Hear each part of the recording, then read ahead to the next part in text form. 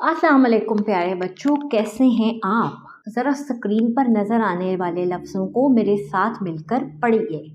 जी, मोटी, रोटी, तार, जार, ताला, पाला, आस, पास।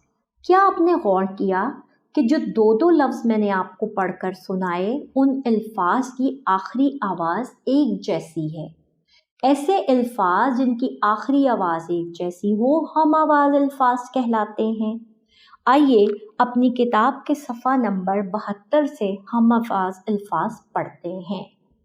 आस, पास, मारा, सारा, सोते, रोते, राग, बाग, आती, जाती, बात, काट, आप, बाप, तेरा, मेरा, गोरे, बोरे, मार, तार, मोटी, रोटी, बोली, तोली। अब आप इसी सफ़े से हम अल्फाज पढ़ने की मशक कीजिए और सरगर्मी में दिए गए सवाल को भी हल कीजिए।